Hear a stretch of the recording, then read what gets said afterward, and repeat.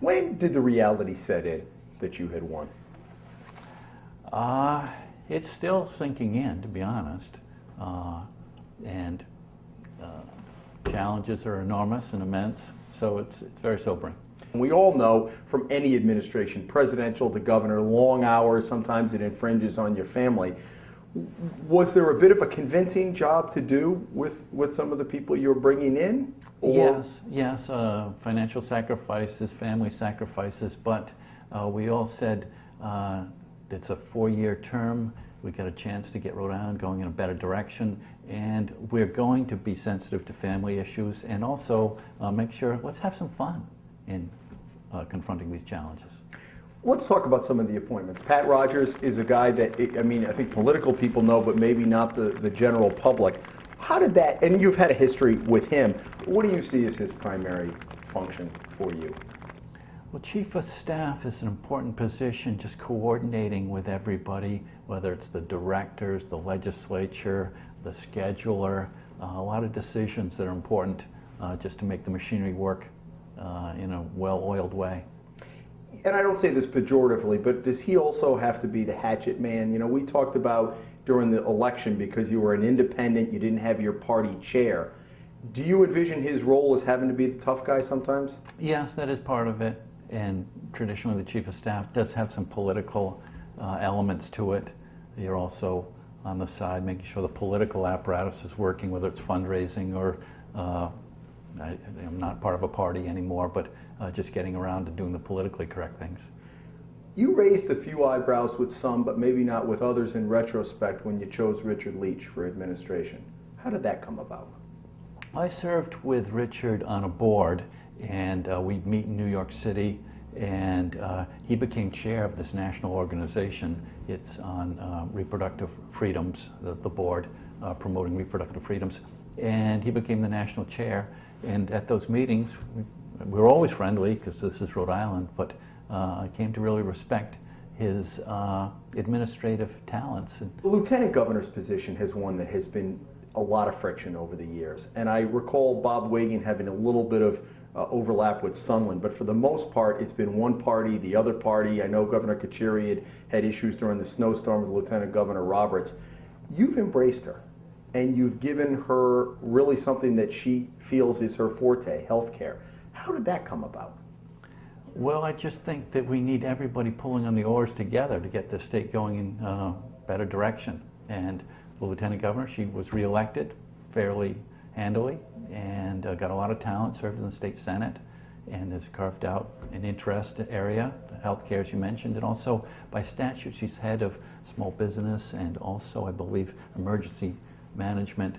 And so it's just a natural to have good communication and part of the team, and she was very, very happy and offered to events that I can't attend, let her know, and she'll cover for me as it will and bring the greetings of the state. So I look forward to a great partnership. What is going to be the biggest difference that people are going to see between the Kachiri administration and a Chafee administration, in the short term anyway? Well, I think the effort to bring people together, I'm not going to vilify state employees, I'm not going to vilify unions, we're all in it together, and that's going to be the biggest change. I mean, tomorrow, or the day after the inauguration, I'll repeal the executive order on E-Verify. That's a symbolic move saying we're in this together. Let's all work together to get Rhode Island moving forward. Have you had discussions with the Colonel about that? Because the Colonel, I know, serves at your pleasure, but he was, you know, following through on Governor Kachiri's as a good lieutenant does, or a colonel, lieutenant figuratively. Have you had discussions about how what the practical effect is going to be for the state police? Yes, we have. And so right away. What is the practical effect going to be? Well, we just have to make sure that we enforce the law. That's number one. And also be sensitive to the fact that America is made great by immigrants. And there are many here, and we're going to absolutely enforce the law, but be sensitive. This what makes America and Rhode Island great is our great, rich history of immigrants. You've reached out to the unions. You got some of their support. I'm curious, when the rubber really hits the road 4 or 6 months from now during the budget process, and you're looking for concessions, and ultimately they have to look out for that constituency. How do you see that playing out differently than the current administration? One of the reasons I asked about the difference in administration, there's always been this big gap kind of when it comes down, and quite frankly, the legislature has steamrolled the governor the last 8 years on most things. How do you see that dynamic changing as we go through the budget process? Well, my grandfather used to say, and I hope I get this right, you catch more flies with honey than with vinegar. And with the unions, that's very true. We're going to make better, have better concessions with a better relationship in working together in these tough times, rather than with the vinegar and the heavy stick. You get in, State of the Union comes at the end of January, budget, I know it's been put off some in previous administrations, but you have to get it in sometime within a very short period of time into February. And you've been very careful to say, look, there's one governor. Even doing this interview, we're not in the state room, we're here in the transition offices, and I appreciate that.